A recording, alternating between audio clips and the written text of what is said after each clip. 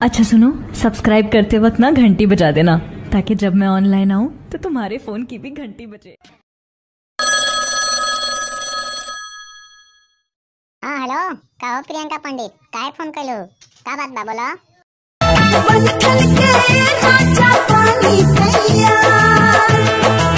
का कहो तारू? हमरा खातिर बन ठन के तैयार बाड़ू? औवा का हाल चाल तारू बोला?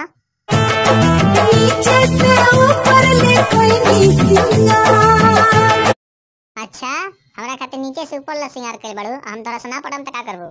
मारी मार के नजरिया तबाह करब राजा। का कहो तारू? तबाह करबू मारी मार के नजरिया? आखिर कब तक? जबले जवानी बाटे चढ़ले ओ मिरिया। जबले जवानी बा तब तक ले परेशान करबू।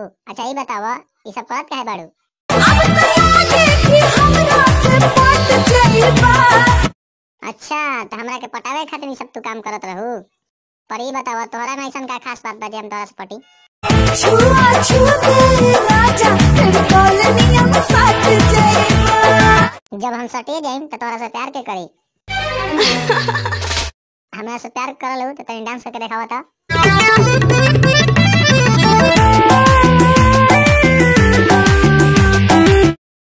आए हाय, का डांस करत हो? तो डांस देख के तो लइका तका बड़ो के चक्कर आ जाई।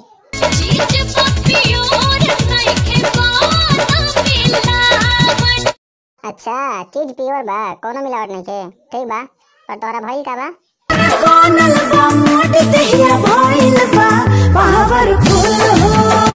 अच्छा, बनल बा मुंह देहिया पावरफुल भइल बा। और का होता? अब हमरो करह जाम लहकेला हो। ठीक बा, करेजा मांग लहकल बा, तुम काल आवत नहीं। आजकल करा तारा भेंट कब करबा? काहे इतना जल्दी का बा तोहरा? धीरे धीरे बीतल जाता प्यार वाला सीजन। अच्छा, धीरे धीरे प्यार के सीजन बीतल जाता, तबे तो कहीं इतना हवड़ाई काहे बाड़ू? और ई बताओ कि हमारा आवे के खुशी में का इंतजाम करे बाड़ू? समोसा के सामने जिलेबी। अच्छा, समोसा के साथे जिलेबी। ठीक बा, हम आवत नहीं। पर ई बताओ, ताजा तवा ना? ताजा ताजा छान के राजा लाइल बानी तातल तातल। आए हाय, ताजा ताजा छान के लेल बाड़ू। हमरा तो पते ना रहे कि तू हमसे इतना प्यार कर लू। हाय, हम मर जाएं गुड़ चाट के। दोस्तों, वीडियो पसंद आई हो तो लाइक करो, शेयर करो और हमारे चैनल को सब्सक्राइब करो। धन्यवाद।